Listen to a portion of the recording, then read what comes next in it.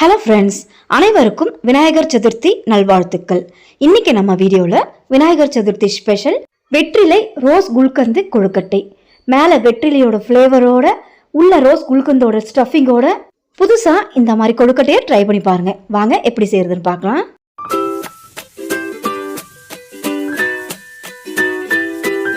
கொழுக்கட்டைக்கு மாவு முதல்ல தயார் பண்ணிக்கலாம். அதுக்கு கடாயில் மெஷரிங் கப்பில் தான் இன்றைக்கி நான் தண்ணியும் அரிசியும் அளந்து சொல்ல போகிறேன்.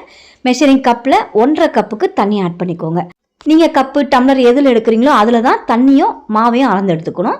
கொஞ்சமாக உப்பு, ரொம்ப உப்பு போடாமல் லைட்டாக உப்பு போட்டுட்டு ஒரு 1/4 ஸ்பூன் நெய் விட்டு நல்லா கலந்து இந்த தண்ணி நல்லா கொதிக்கட்டும். அதுக்குள்ளே வெற்றிலையை நம்ம அரைச்சி கொண்டு வந்துடலாம். நம்ம இன்றைக்கி எடுத்த 1 கப்பு மாவுக்கு ஒரு 4 வெற்றிலை, ஒரு மீடியமான சைஸுக்கு தான் எடுத்திருக்கேன். இதை ஒரு மிக்சி ஜாரில் குட்டி குட்டியாக பிச்சு போட்டுக்கலாம். காம்பை கிள்ளி எடுத்துருங்க, காம்பு சேர்க்கக்கூடாது. இந்த மாதிரி குட்டி குட்டியாக பிச்சு போட்டு தண்ணி சேர்த்து அரைச்சிக்கணும். தண்ணியும் பார்த்தீங்கன்னா ஒரு 2-3 ஸ்பூனுக்கு மட்டும் ஆட் பண்ணிக்கோங்க. தண்ணியோட அளவு ரொம்ப முக்கியம். மாவு பிசையறதில்ல ரொம்ப தண்ணி கூடுதலாக ஆயிடக்கூடாது. ஒரு 2 ஸ்பூன் மட்டும் சேர்த்தா போதும். இந்த தண்ணி கொதிக்கும் போது இந்த தண்ணி நல்லா வத்திரும். இப்போ இந்த அளவுக்கு நல்லா அரைச்சிட்டோம் வெற்றிலையை. இப்போ தண்ணி கொதிச்சிருக்கு. இந்த கொதிக்கிற தண்ணியில் இதை ஃபில்டர் பண்ணி சேர்த்துக்கோங்க.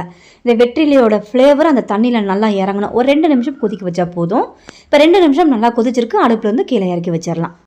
நல்லா சூட்டோடவே மாவை போட்டு கிளறிக்கலாம். தண்ணி எடுத்த மெஷரிங் கப்பில் 1 கப்புக்கு நிறக்க இடியாப்ப மாவு சேர்த்துக்கிறேன். நீங்கள் நார்மல் அரிசி மாவை விட இடியாப்ப மாவு நல்ல ஒரு சாஃப்ட்னஸ் கொடுக்கும், விரிசல் விழாமல் இருக்கும். ஏன்னா இந்த மாவை நல்லா பதப்படுத்தி ரெடி பண்ணியிருக்காங்க. நீங்கள் நார்மல் அரிசி மாவு சேர்க்க போகிறீங்கன்னா வறுத்துட்டு சேருங்க. இப்போ நான் கொஞ்சம் கொஞ்சமாக சேர்த்து இதை நல்லா கலந்து கொடுத்துக்கிறேன். 1க்கு 1.5 சேர்த்திங்கன்னா சரியான கன்சிஸ்டன்சியில் இந்த மாவை ரெடி பண்ணி எடுத்துக்கலாம். சூடாக இருக்கிறதுனால கை வச்சு கலர முடியல. இதை நல்லா மிக்ஸ் பண்ணி விட்டு மூடி வச்சு ஒரு 10 நிமிஷம் அப்படியே இந்த சூடு ஆறட்டும். ஒரு மிதமான சூட்டுக்கு வந்த பிறகு ஓப்பன் பண்ணிக்கலாம். சூட்டோடு மூடி வச்சது ஒரு 10 நிமிஷமே கழித்து ஓப்பன் பண்ணியிருக்கேன்.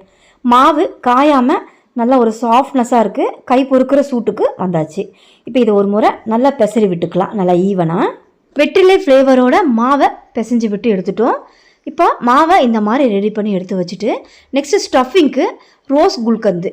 இது எப்படி இருக்குன்னு பார்த்தீங்கன்னா, ரோஸ் பெட்டல்ஸில் தேனை நல்லா ஊற விட்டு ரெடி பண்ணியிருப்பாங்க. சின்ன பிள்ளைங்களில் நான் ரொம்ப விரும்பி சாப்பிட்ற ஒன்று. இது ரொம்ப ஹெல்த்தியும் கூட.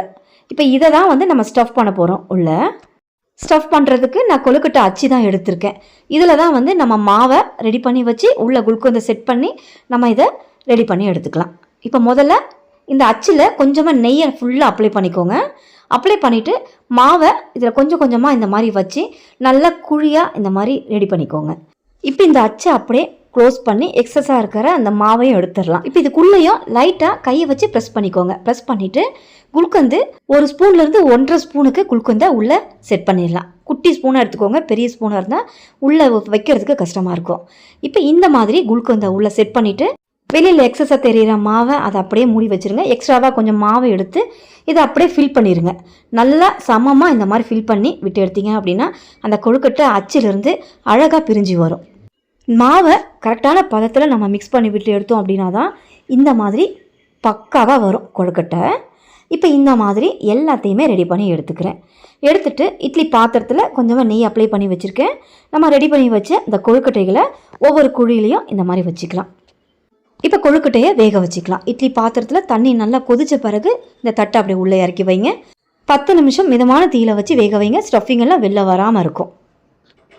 இப்போ 10 நிமிஷம் கழித்து ஓப்பன் பண்ணியிருக்கேன். கொழுக்கட்டை சாஃப்டாக வெந்திருக்கு. இது கீழே இறக்கி சூடு ஆறட்டும். ஆறினதும் இதை எடுத்துடலாம். பாருங்கள், ஸ்டஃபிங் வெளியில் வராமல் பர்ஃபெக்டாக கொழுக்கட்டை ரெடியாக இருக்குது. கொஞ்சம் கூட விரிசல் விழாமல் நல்லா சாஃப்டாக வெற்றிலையோட அரோமாவோட ஒரு சூப்பரான கொழுக்கட்டை ரெடி. கண்டிப்பாக ட்ரை பண்ணி பாருங்கள் இந்த விநாயகர் சதுர்த்திக்கு. இந்த வீடியோ உங்களுக்கு ரொம்ப பிடிச்சிருந்தா சப்ஸ்கிரைப் பண்ணுங்கள். ரொம்ப பிடிச்சிருந்தா லைக் ஷேர் பண்ணுங்கள். தேங்க்ஸ் ஃபார் வாட்சிங்.